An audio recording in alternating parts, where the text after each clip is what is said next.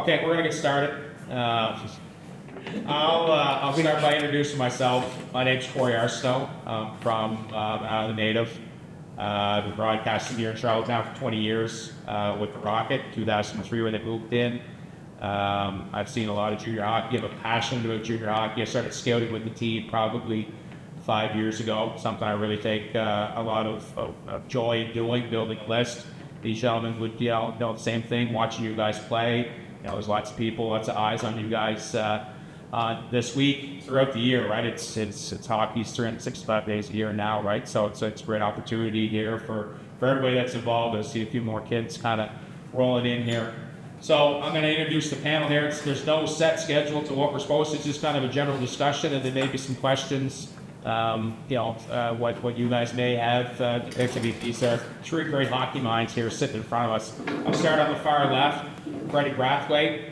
Freddy's an Ottawa, Ontario native, Memorial Cup champion, OHL champion, 19 years pro goaltender, 8 years in the NHL. Current goaltending coach with the Henderson Silver Knights. Also spent time at Hockey Canada as goaltending coach as well. A wealth of knowledge. So a little welcome to Freddy Brathwaite. Beside Freddy is a gentleman, Mike Yandle, born in Boston, Mass. Now currently lives just across the bridge in Dieppe. He's a former scout with the Moncton Wildcats. I think he fell in love with a girl from Moncton as well. So it's funny how Paul Drew, goaltending coach, fell in love, came to play hockey. UP guy fell in love with Island Lady. They pull you back here to the Maritime. So Mike has seen it all as well. I mean, he's current scout with the New Jersey Devils, 8 years with the Florida Panthers, 8 years with the San Jose Sharks, 20 plus years of scouting, and Mike, certainly a wealth of knowledge, and thank you for coming here this afternoon and this week. And beside him is a familiar face in the hockey world, Mr. Claude Noel. Claude from Kirkland Lake, Ontario. Started playing pro in 1976 with stops in Washington to 1988. A coaching resume that not many can match. Close to 40 years in professional hockey. Head coach of the Winnipeg Jets, head coach in the Columbus with the Blue Jackets. Also finished up his coaching career with the Vancouver Giants. 7 years an NHL scout with the New Jersey Devils. Won the Calder Cup in 2004. And now honored to have him here in Charlottetown this week, Mr. Claude Noel. Thanks. So as you can see, these guys here have pretty well seen it all in the hockey world. I mean, vast areas. Freddie played pro in Europe. Claude was also involved in pro in Europe, and then Mike would have seen scouting in the scouting game and how the game kind of evolved, to where we're at here right now. So, once again, this is just kind of general discussion. We're going to talk a little bit about hockey, about, what they're looking for as scouting, what they went through in their pro careers, their junior careers, their minor hockey careers, to kind of get them to where they're at. And, I think the first things first, fresh off the press, the Stanley Cup champions last night, the Florida Panthers, winning back-to-back Stanley Cup champs. And I'll start with Claude, that team, back-to-back to win a Stanley Cup, that doesn't happen very often. Just your thoughts on their kind of run, Edmonton and those two teams to battle back up and for Florida to pull it out last night. I don't think it was a real surprise for me. I think when you look at both teams, I think that I thought Edmonton might be able to take a step when I watched the early parts of the games, and I was quite surprised at how up and down it went, even for both teams. Edmonton in game, I think it was 4, came back from a 3-0 deficit, but I remember I caught the end of the first period and then the rest of the game. What was interesting to me was how either how tired they looked or how unprepared they were to battle in the first period. I caught the last 3 minutes. And then the game shifted, and then they scored a goal, and they got some life, and then they came back. And then Florida looked like the team that was really not really into it, and they were chasing the game. So that surprised me a bit. But when I look at the whole thing,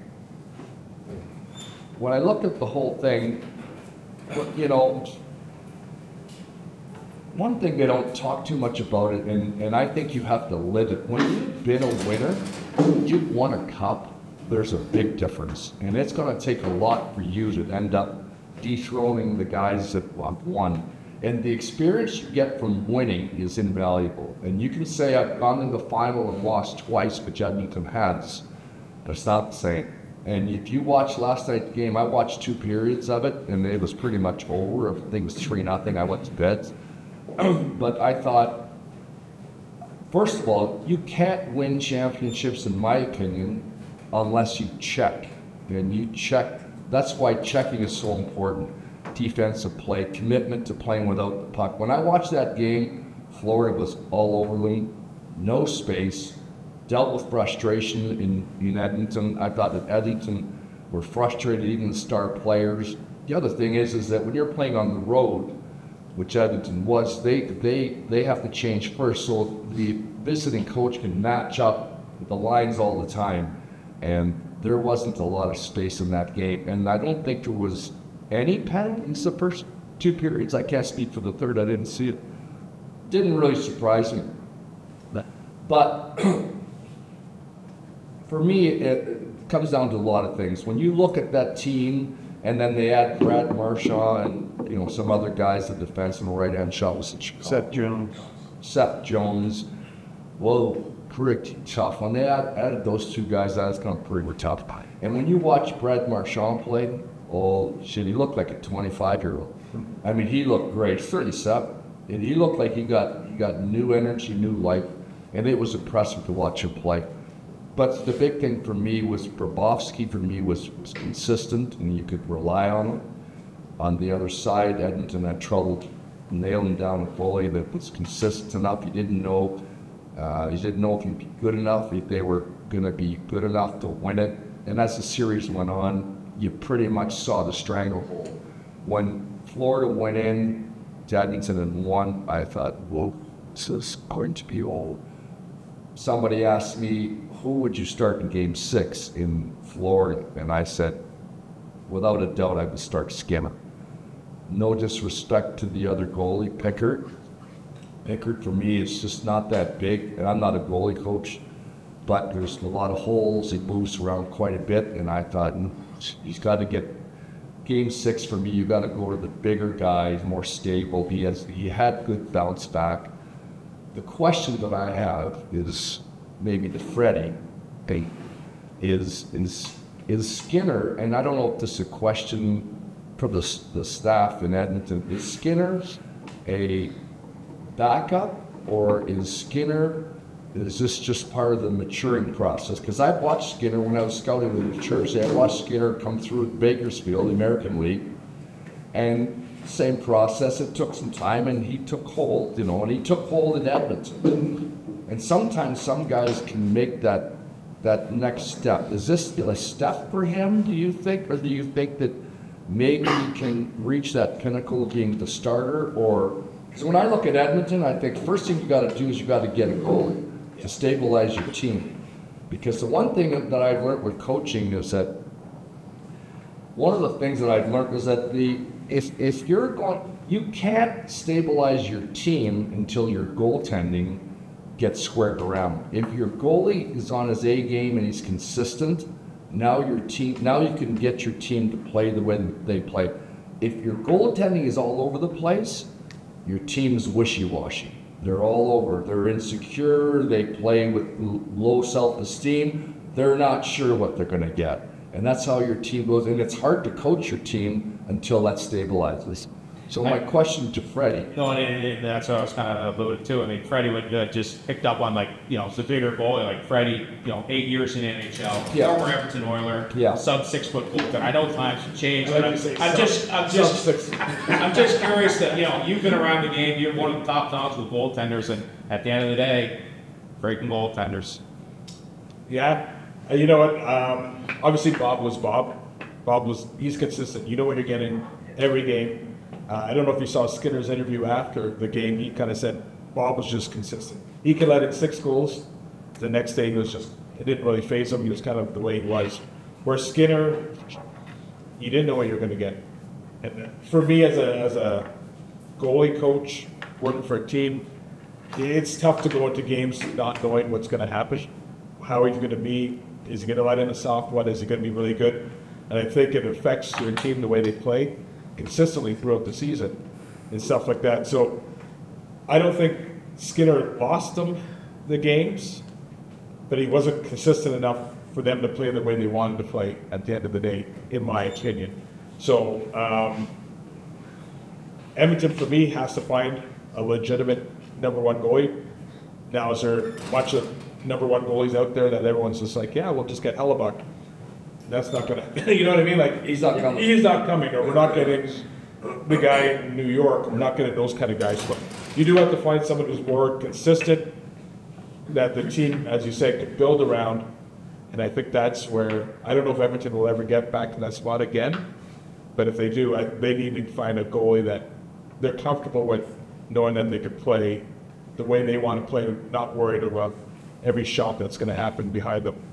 So, And in your opinion, Freddie, do you think that this is part of the maturing process? I know it's hard to tell because you're not there, you're not the goalie guy, and for me, for me, Skinner's a 1B goalie. Yeah, 1B, yeah. I'd call him a 1B. Like, if I had to throw him into the finals, I'd rather have Bob in the net. Yeah, But I wouldn't be, oh my God, I have to put Skinner in the net, Yeah. in my opinion. But to me, he's a 1B goalie. yeah, And there's not a lot of 1As. What happened is, so I was in Las Vegas. We won the Stanley Cup. Yeah, it was 4 years. I was in the organization. And we won with Aiden Hill. For me, Aiden Hill's a 1B goalie. And I think a lot of teams saw that and thought, we don't need the Bobrovsky. We don't need those kind of guys. like, I don't think it happens very often where you're going to win a championship with a 1B goalie, in my opinion. It happens once in a while, it does. but it doesn't happen enough. So to answer your question, I think Skinner is 1B. He can play games for you. Yeah, but he can prove you wrong. He can. And that's one of the things that as players, you're faced with challenges and growth. You just don't know, even with scouting, and Mike can allude to this, but even when you scout, I scouted for 7 years, and I've been involved in hockey and coaching stuff. Like, when I first started scouting, oh my God, I couldn't. You had to write reports on players, and of all the times you scout, you talk to players and you talk about players. I went scouting my first year. It took me a good 5 months, maybe the whole first year, to really get a handle on the players and how to describe how players are. And in your second year, you're quite a bit better. But it was really tough. And then goalies is another, most scouts don't really deal with goalies too much. But I always like to try to figure out, can the guy play? I'm not a goalie coach, or I've never been a goalie, so can he play, can he not? And when I scouted, one thing I always did was when I looked at players eventually, when I figured it out a little bit more, because I'm a fairly intense guy when it comes to hockey and coaching and even analyzing. So if the GM came to me and said, hey, John Doe, do you like him? And I made sure that I knew what I liked about John Doe, and I knew what I didn't like about John Doe. So I could say, hey, yeah, John's good at boom, boom, boom, boom. Here's what I don't like. Boom, boom, boom, boom. Would you take him? I don't like him on our team. But when you scout, you give information, they make the decision, So that's, I think that to Claude's point, in the scouting world, I was a defenseman growing up. I never played goalie. I didn't play forward. But when you get into this side of the business, you sit down with a guy like Freddy and you pick his brain. So for me, when I started in early 2000, I would just talk with the goalie guys. I would ask them questions. What are you looking for? I always work Brian DeCord's camps. Brian's son Joey's a goalie at Seattle. Brian's a goalie coach at BU. So I would always spend time with those guys. And same with coaching. I would spend time with the coaches when I worked in Florida. The different guys we had, Jacques Martin, Pete DeBoer, whoever it was, and try to find out how they like to play, what type of style they like, what type of player they like. So that when you're going into a game and you sort of have a couple of ideas in your head to see where, whether he'll fit under his system or whether he's a teachable, our goalie coach can get him and work with him. So there's a lot of things that go into that, a lot of things that we see out there, but getting back to the first question with the game, I got a text message last night saying you were a big part of building this team because I drafted Alexander Barkov. And the only reason why I drafted Alexander Barkov is because Nate McKinnon was gone. And other guys wanted Druan, other guys wanted Seth Jones. And I have a friend, Michael Ryan, who's the director of player development for Florida, who was playing in the Finnish Elite League back then, and he called me on the phone and he says, the best center in our league is a 16-year-old kid. His name is Alexander Barkov. So that summer I was in Lake Placid watching the World Junior Camp, and Finland, Sweden, and the US were there. And I see a big centerman for Finland with a Russian name with a full cage on.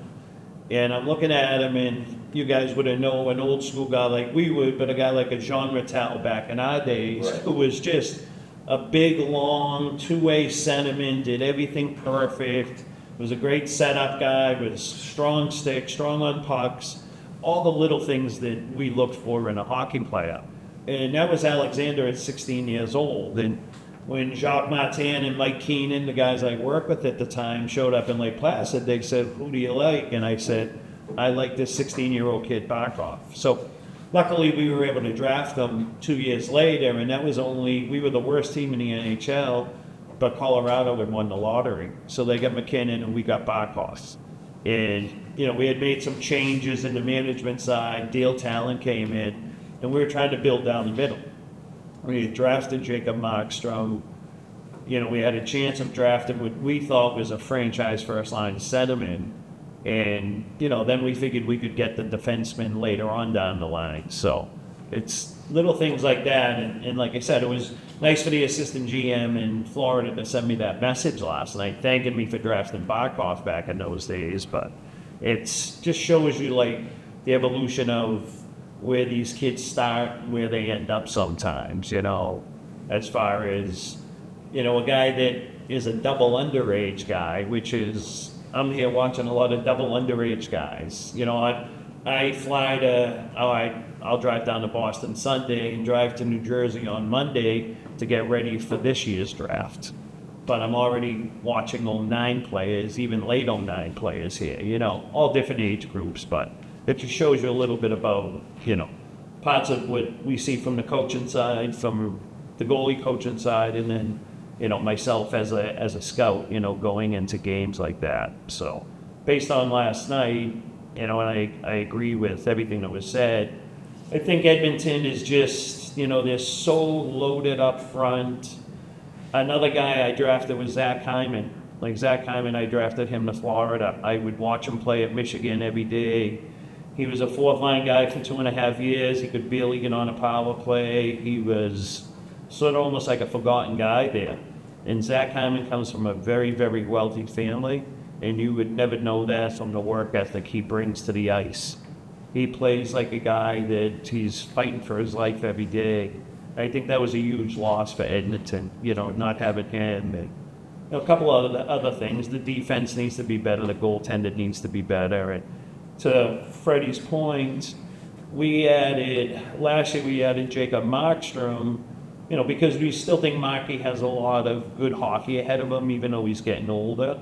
But he's a legitimate number one goalie, I think.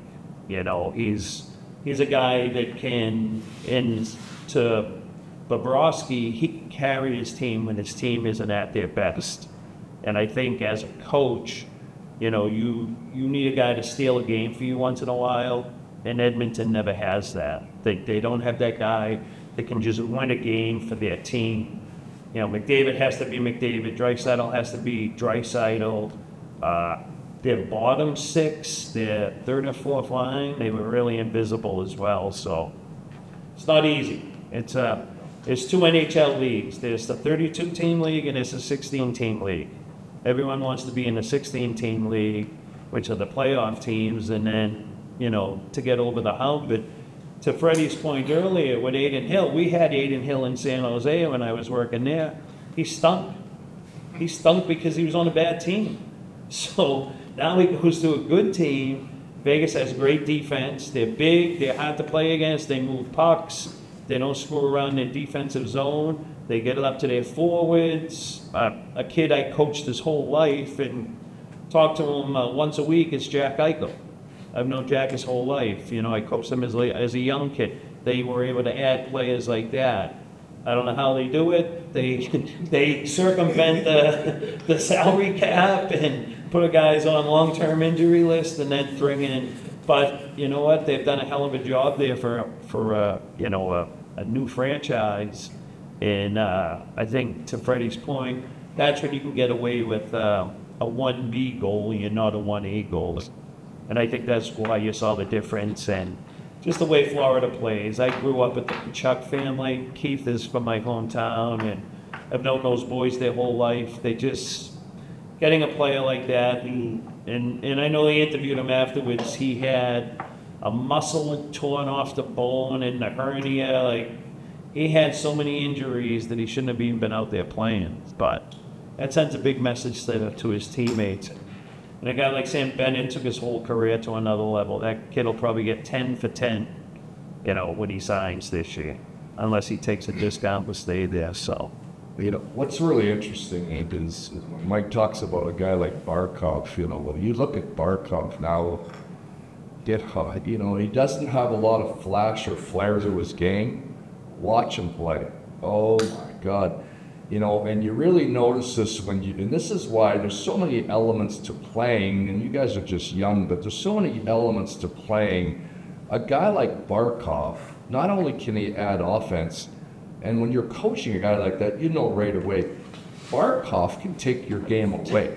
So if you match him up with the other team, no matter how good the other center or the other guys are, he takes your game away, and you can't get through him. He is so well positioned. Plus, he can add offense. So there's so many things he can do. Sometimes we think goals and assists are really important. They're part of the game, but they're not the whole game. And that's why when you're a player, you have to figure out where you fit and how it goes with your game and how to improve in your game and figure out how do you fit on this team. Are you a third line center? Maybe you start off a fourth line center. Well, your goal should be to try to get up as high as you can, but there's a lot of value in a good third line center, winger, defenseman, whatever, the third group.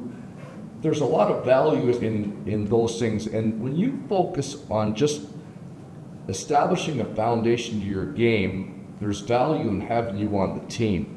And then you become a valuable guy as long as you got a good foundation. And then maybe as you mature, you figure out, hey, I can add a little offense to my game. As long as you don't go from here to there in a month. Usually it takes time to do that. On another note, when Freddie was talking about Bobrovsky and the goalies and stuff like that, I had a guy in the American League when I was coaching Milwaukee. We were good enough to win the cup. We ended up first overall. We had a good team. Ray Sherrill was the manager of our team. I was with Nashville. We were in Milwaukee. We had a guy by the name of Wade Flaherty, who was 36 years old, veteran guy, and who I hired as a goalie coach. But I hired him as a goalie coach when I got to Winnipeg. And one of the reasons I really liked the way that he managed himself first when I coached him was that he could go out, and when he stood getting prepared to go on the ice, he used to stand there, get in his zone, whatever his zone was. We all find our zone, whatever that is. He would stand there at the door, and he'd turn around to the players and say, "Ready, boys?" And there was a confidence that he had that when he walked out, he was ready to go. And he always tried to get his A game, but he didn't always have his A game. He's one of the few goalies that I coached that it didn't matter if he had his A game or his B game. He always battled to get, maybe a C game. He always found a way to win the game. Some guys, they play well, but they end up on the wrong side of the game. Now, some of that's part of your team, part of your makeup. We could give up 4 goals. He could give up 4 goals. We could be down 4-2. But in the third period, he'd make 3 or 4 key saves, and our team would go, boom. And all of a sudden, boom, boom, we come out, we win 5-4, he's got another win. And it's just the way he was. Some other guys just, they're not able to do that. I don't know if that's mental toughness or whatever, but he was able to just leave the other goals behind and take this moment and move forward and look to winning the game. He was unreal. And I saw that in him and thought one day he's going to be a really good goalie coach just by his demeanor. And he turned out he's coaching Halibuck and was won the Hart and the Vestal again. So he's done a real good job there, obviously. But it's interesting, you know, as players, and when you're young, as players, you know, you think you have to score goals, you have to do that. No, you don't always have to score goals.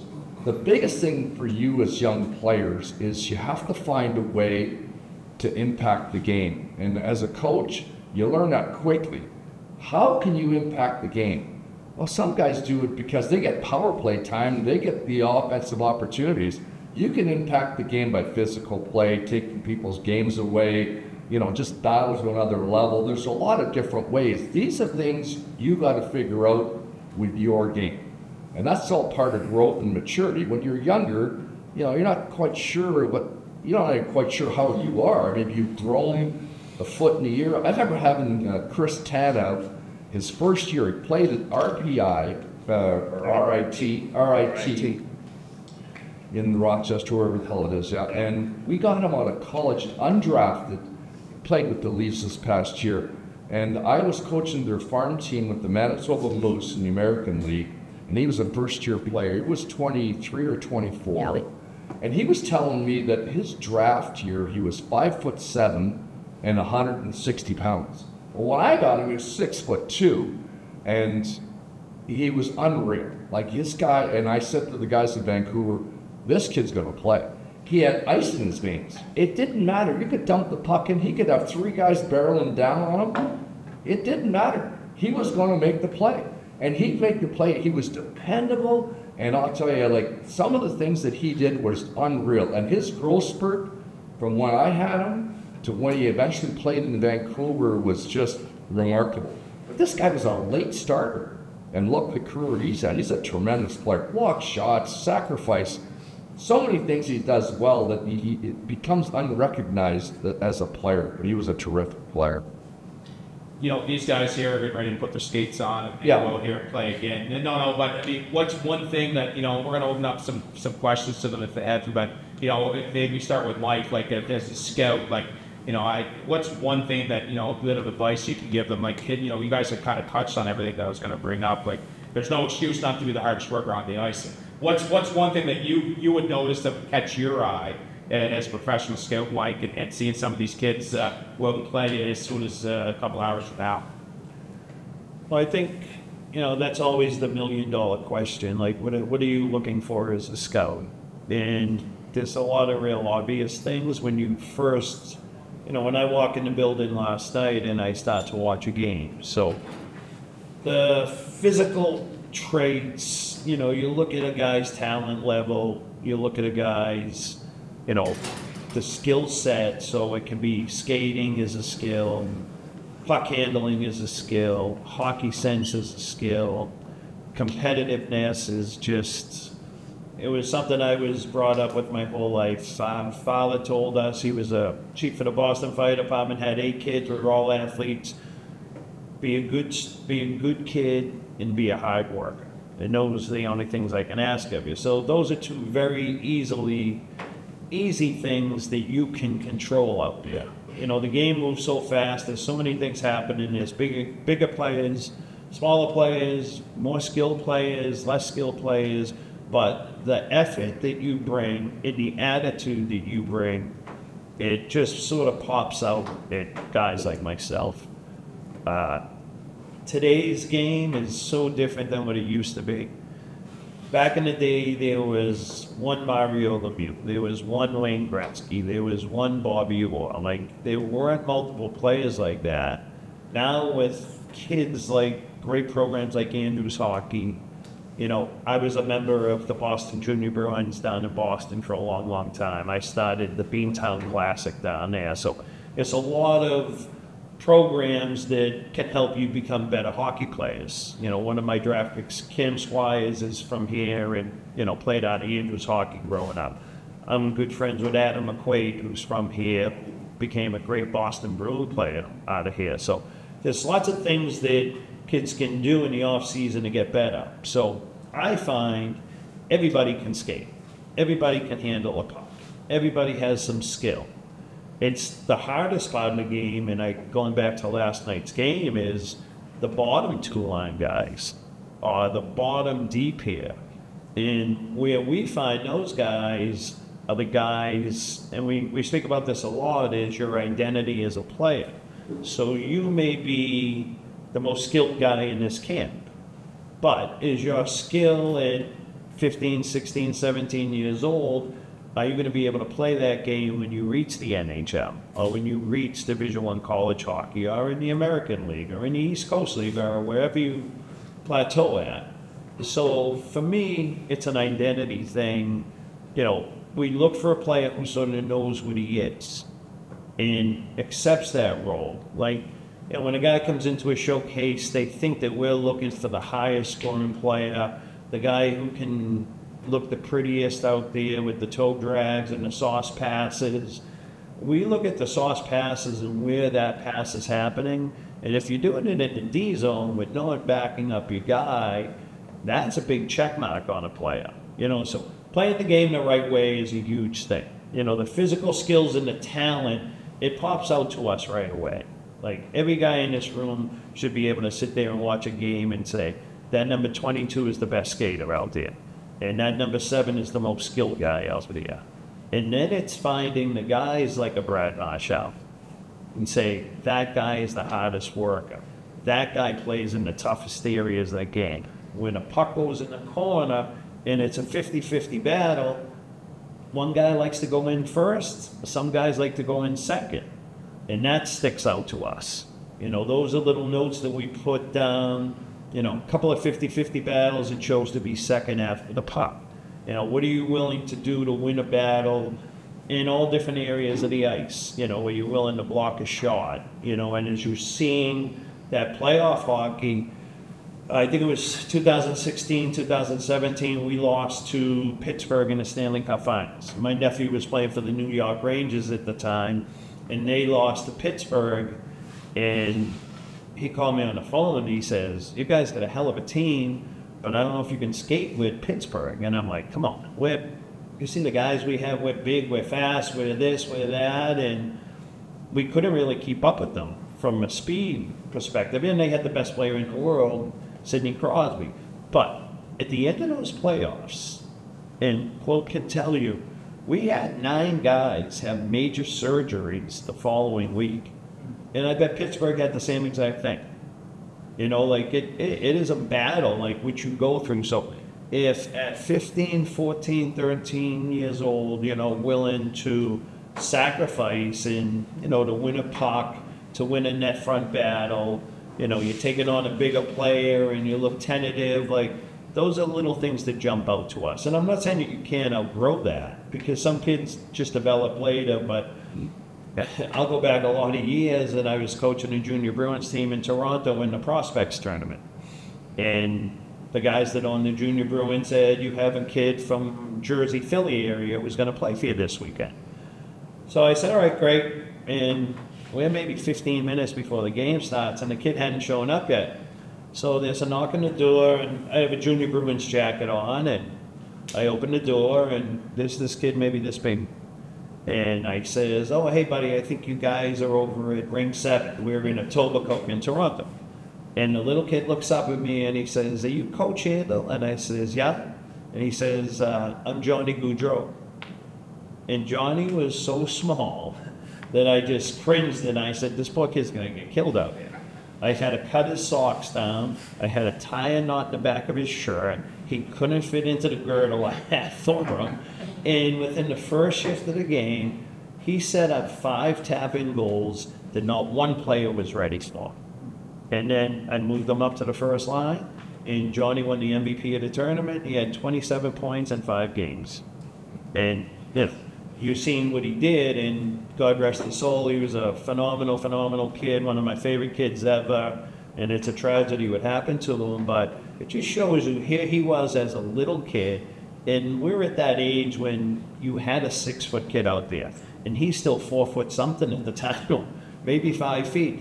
Never hesitated to go after pucks, never hesitated to take the puck to the net, things like that. So I think a huge thing for me is there's a million things we can write down. And in the pro scouting business, there's a lot of behind the scene things. It's the due diligence. It's the seeing how you interact with your coach, and seeing how you interact with your teammates on the ice, and seeing what you're willing to do. And I think that Florida won because they were the closest team in the NHL. Like that team would do anything for each other. And I'm very close with Matthew Tkachuk, so I talk to him once in a while, and they're just, those guys love each other. And I'm sure Freddie could say the same thing about their Vegas team that won. They're a close-knit group. It's things like that. We notice that on the ice, whether you think we do or we don't. And another thing is you just don't even know who's in the building at a certain time. Like I've showed up at a Division II Babson practice before, and then I signed their goalie to an American League deal.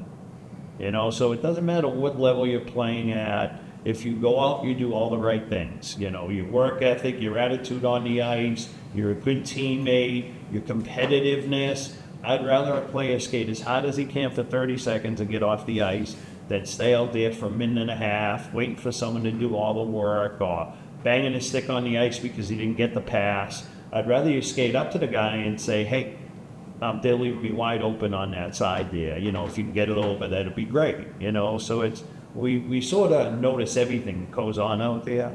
But again, like I said, what we're looking for are the most talented players who work the hardest, know their identity as a player, and then we try to see what their backup game is. So if you're the most skilled, most talented guy, but you're not going to be able to beat that guy at that next level, how are you going to be able to play at that level?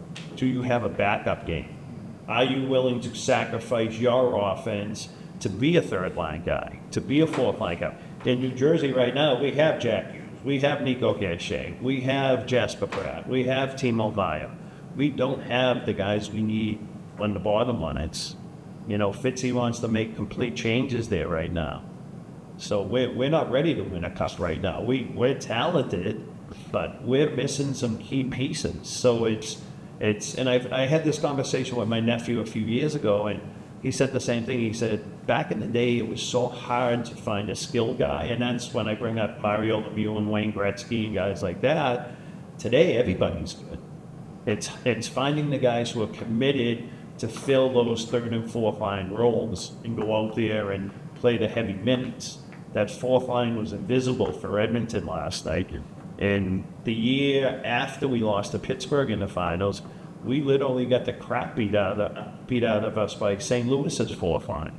It was Barbashev, the big Swedish kid, I think it's Sundstrom, whoever it was. Yeah, Sundstrom. Yeah, and they beat the crap out of us.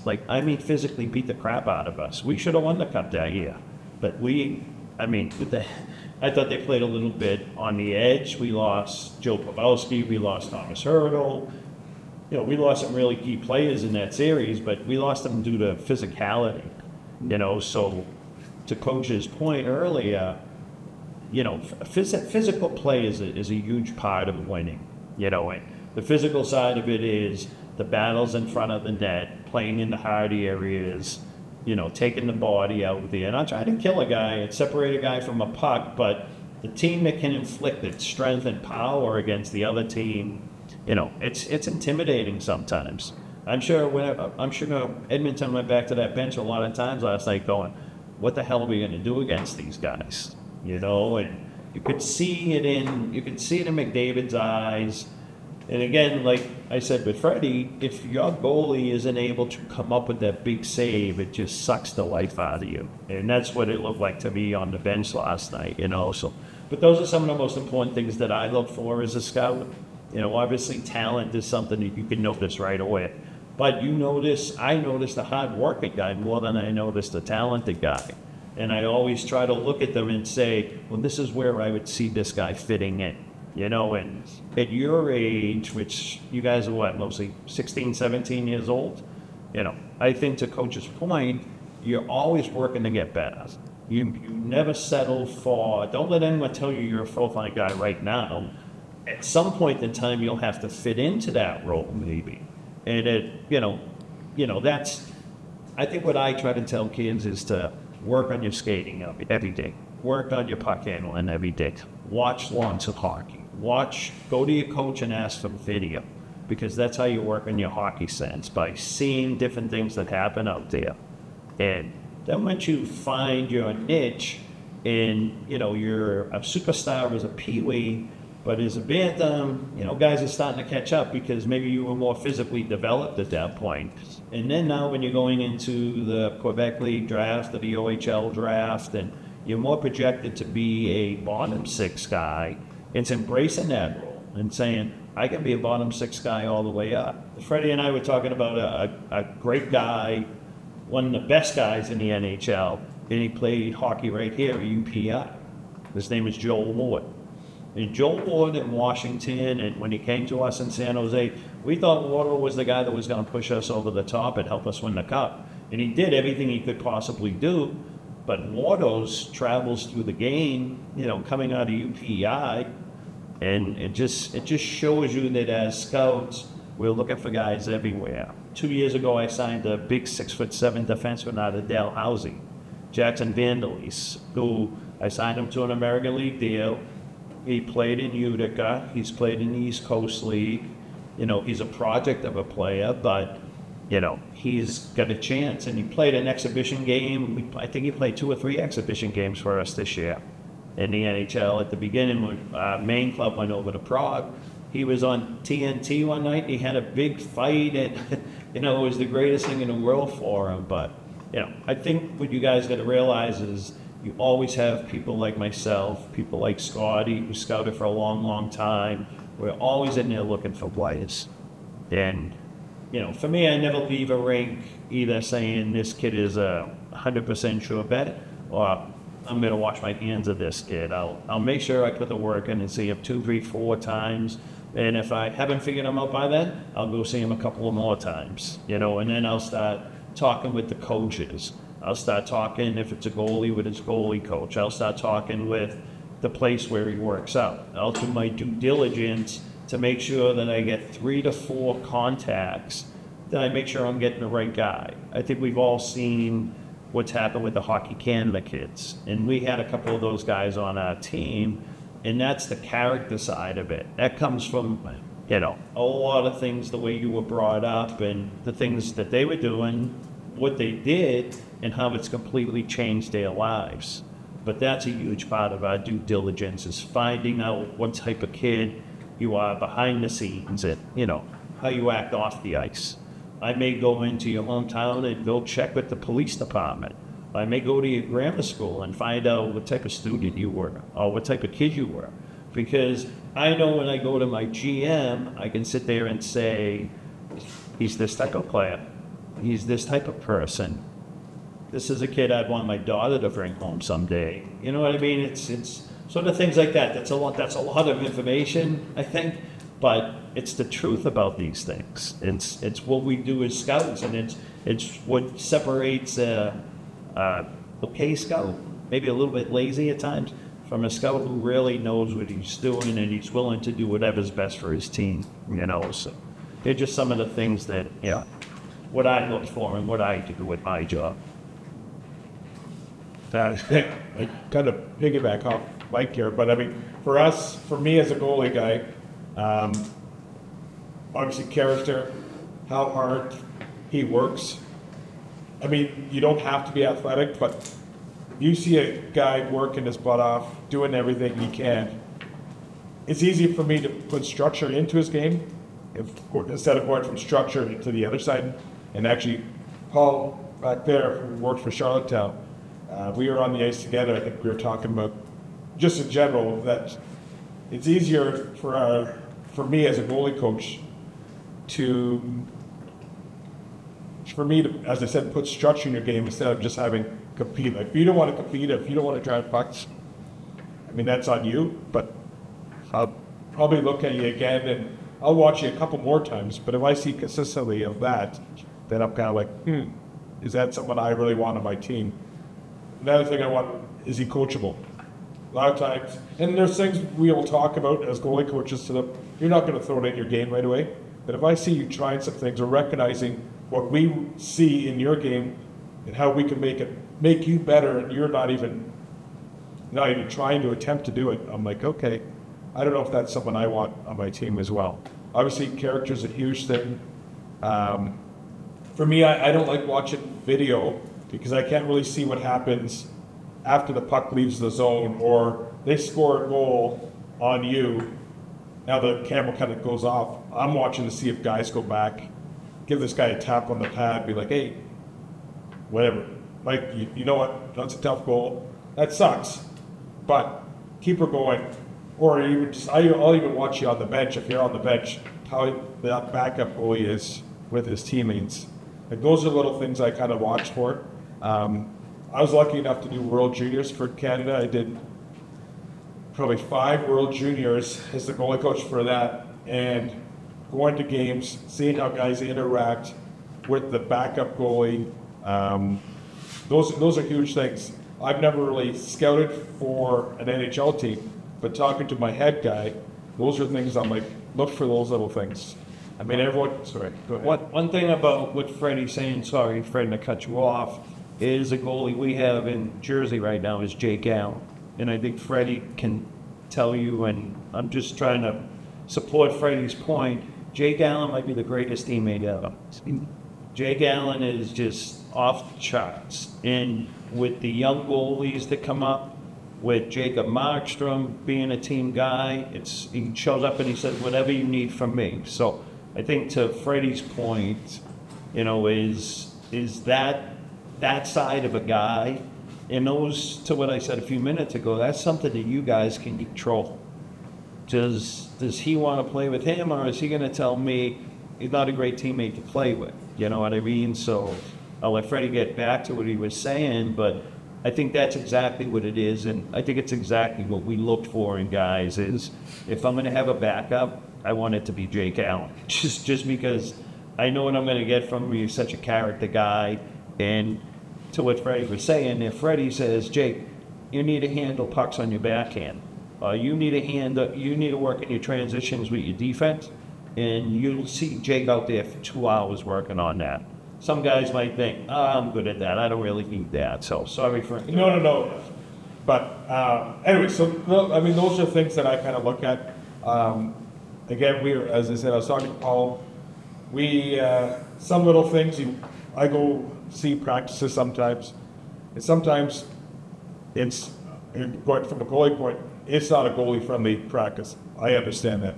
And I hated that too. I hated guys digging it out my head. Sometimes it wasn't made for me, but I still had to compete. I still had to work.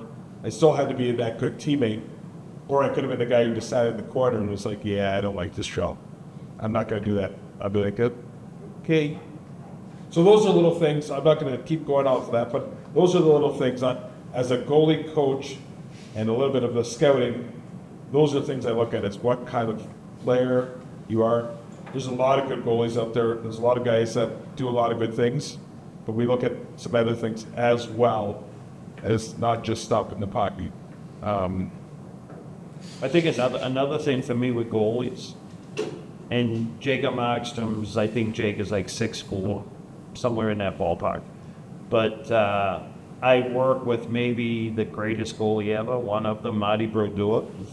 And I also work with a guy who, he don't look like he was much of a goalie, and to compliment to Freddie, not being 6'4" and being a hell of a goalie for a long time in the league, but Manny Legacy, who works with me, and we played a little joke one day. We were having a team dinner, and I don't know if you guys know Anders Nielsen, but Anders he looks like a Viking god. He handsomest guy. He's 6'4.5". He's a Greek built. god. Oh yeah, he's a Greek god. He's a Greek god. He's built, and then you got Manny, little fat Manny over there, right?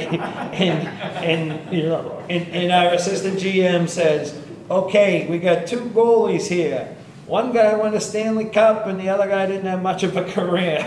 Which one would you think? And that's a testament to what we're trying to say up here is the character of a guy who was, what were you, 5'11" when you played? I was 5'11" when I played, but I'm 5'7" now. Yes. I was 6'4" and now I'm 5'10", so it's, that means we're just getting old. But my point of it is if I went to scout Freddy, I would look at his competitiveness. I would look at him. I don't know if you watched the Gold Star game last night, but that goalie last night was unbelievable. That kid blocked us. He threw his head in front of a shot. He made the save with his helmet. His pads, his competitiveness. He's like a Russian goalie. That's how the Russians play now. We drafted a kid out of Omaha last year, Mikhail Yegorov, who was playing on a brutal team in Omaha in the USHL. His numbers were awful. And then Jay Pandolfo was a very close friend of mine, is the head coach at BU. He pulled him out in January. And Yegorov won him the B-pot. He brought him to the Frozen Four to the final game. He was lights out, absolutely lights out. It just shows you the difference. And Yegorov's a 6'4" kid, but to my point is a guy like Freddy, a guy like Manny Legacy who won a Stanley Cup in Detroit. Those guys are guys that have character. They're going to do whatever it takes to get to the highest level. And as a scout, that's what I want.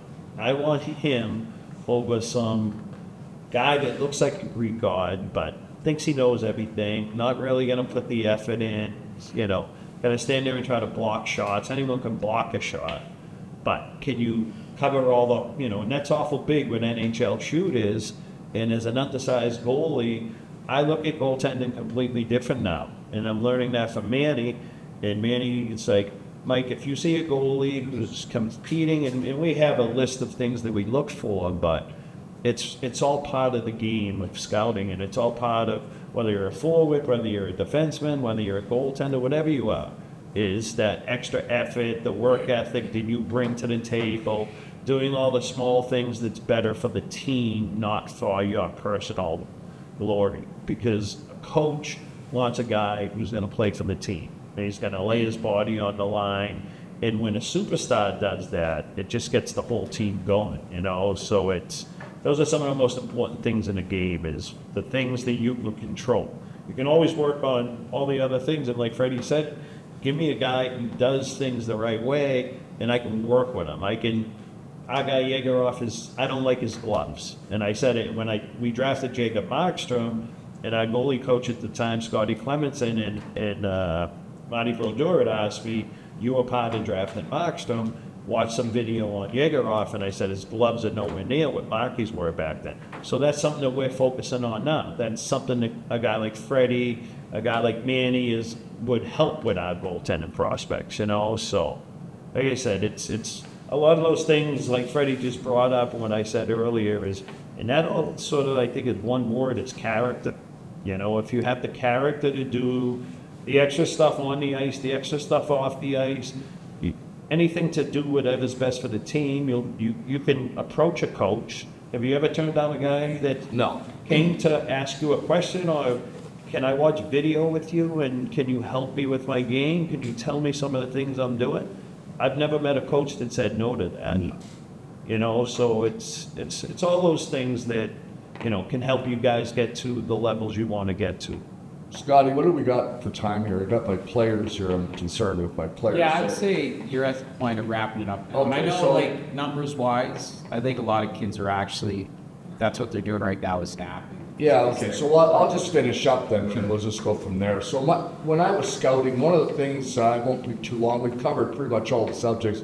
The important thing for me was the will of a player. That's what I look for, is the will. And, Mike talked about, it's funny how the guy's goes into a battle and he's the second one in, always the second one in. When I coached, I would call it he's conveniently late, and he has a way to slow down so the other guy gets there first and he doesn't get hit. You know, but for me, it's really the will of a player. And you watch all kinds of things. There's a million things. I remember watching, it's a player that played in the final this last month or 3 weeks, whatever they're in. I saw him as a 22-year-old, won't mention his name. I really liked him. I was scouting in New Jersey at the time, and I called and I said, who's this kid? And they said, well, we had him. We had him as a 21-year-old. And I said, well, he looks like a player. He said, well, there's some things we didn't like about him. There's some things, some glitches, maybe in his character. I don't know exactly what it was, but I looked a little closer, and then I watched body language, and I watched him at the bench, and I watched him going to the bench, and I listened to him on the ice, and I could pick up what the problems were. And one of the things that you pick up when you've been in this game long enough is you pick up character quickly. Like, I can tell from players how they play. I can tell exactly what that guy's like. I know all his values, because the values you have as an individual, whether you're selfish or you're honest or you're respectful, I see it all in your game. It's all in your game. And I see it all the time. And that's one of the things that I look for. To me, it's the intangibles. Mike's right. You can see the more skilled, you can see the skater, you can see the best this, the best that. A lot of guys have that. The guys that I want are the guys that have will. One last story.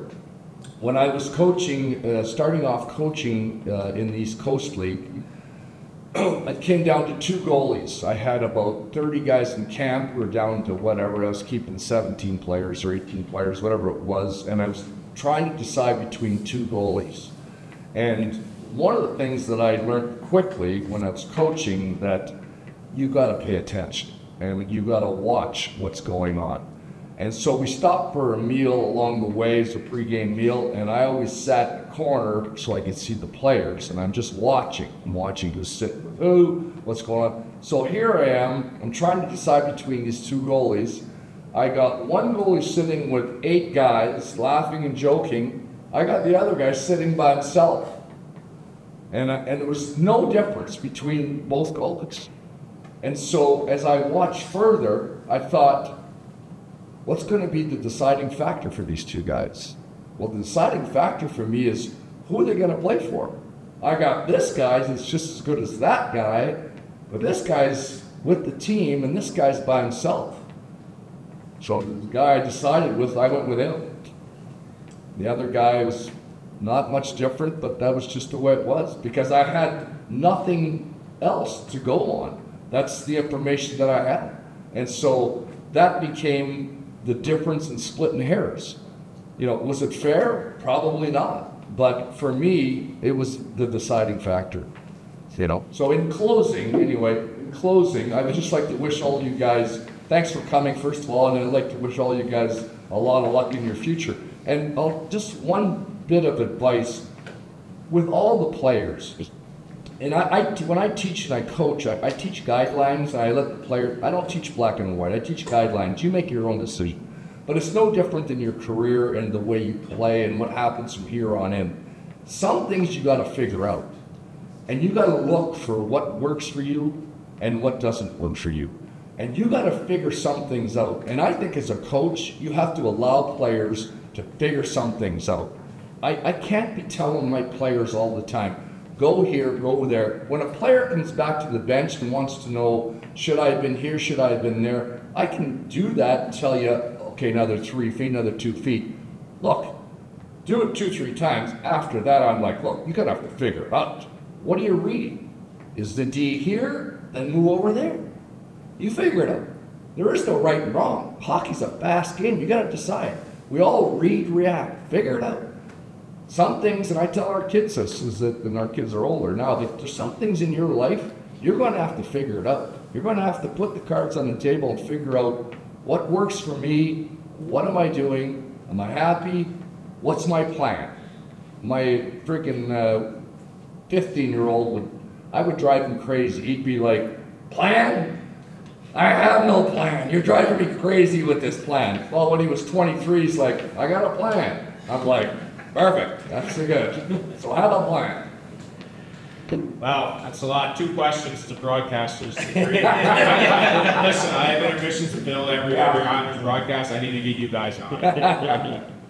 Gentlemen, thanks for showing up. I think there's a lot to take forward here, right? A lot to divulge it. You know, at the end of the day, it's a passion, right? They all love the game. These guys love the game too, right? So best of luck with the rest of your showcase here this afternoon. Scotty? Yeah, I think to close out, like first, appreciate you guys coming out. I think it's important to recognize though, the guys that are at the head of the table, like they've been there and they've done it. I think it's easy as you get older. You know, we think we have the answers or we figure out that we can find the solutions. But my NHL career started by being mentored by those that have done it. You can't pay for experience. You have like basically 48 hours left on this campus. You feed into these guys because they're going to give you something that you arguably can't put a price tag on it. For me personally, it's such a privilege to have Freddy and to have Mike and to have Claude, and I hope that they feel the appreciation. But what you see combined up there is like an area of excellence that is very hard to find. There's less than 1% of people that play in the NHL, and there's less than 1% that work in the game. You guys are looking at people that are very, very, very few. And it's not that they're just good hockey people, but they're also just good people. Make sure you stop them and ask them for advice, because they will help you get better. They will. They helped me in my career. So that's just one thing. Just guys. Well, I think that's a huge statement Scotty just made, because in just knowing these guys and myself and how I do things, I have never turned down a kid for advice. You know, sometimes you might not want to hear the truth of it, but I think it's a huge thing that, like, you know, this is a livelihood, this is the job that we do, but there's a lot of jobs I could have made a lot more money at than being in the hockey world. And it's a passion. So if I can pass that on to you, like that's why I'm here. When Scotty called me up and asked me to come, I said, how can I help? I think you'll find the best people in the world in our business, and we are partial to our own, but you'll find people that you can sit down and you ever run into me in a rink and I don't remember you, and you say, I met you at the Andrews camp, and I'll take as much time as you need to, you know. I'll tell a real fast, funny story about just the hockey world. I was flying to Vancouver maybe in 2006 or whatever year it was for the draft. I get to the airport in Boston. I can't pull up my ticket from the kiosk. And it's early in the morning. I go up to the front desk, and there's 3 women there. And one lady just looks like a sweet, nice, you know, very, very nice lady. I walk up to her, and I says, I'm having a hard time getting my ticket. Can you help me?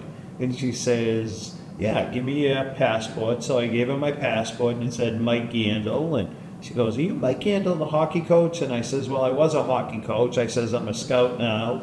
She said, you coached my son when he was younger. She said, you gave him advice one time, and he still lives by that. And I said, oh, that's great. What is he doing now? And she said, well, he's playing junior hockey.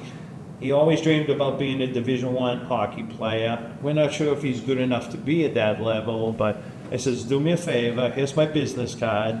Have him call me someday, and if I can help him, I'll call up on the D2 or D3 coaches and anything I can do to help. And she was almost in tears just because I was offering my service.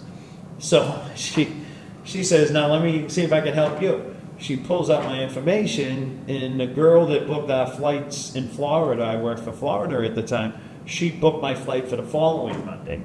So she was a week off, and I needed to be in Vancouver that day. So this lady says, are you okay with flying first class? And she gave me a first class ticket both ways. But the point of it is, you know, it's sort of the nature of people like us to help, you know. And there was something that came back to me. It could have been 10 years or 7 years since I had seen her son. And I had him in a tournament as a younger junior Bruin kid. But I think that that's what you get from hockey people.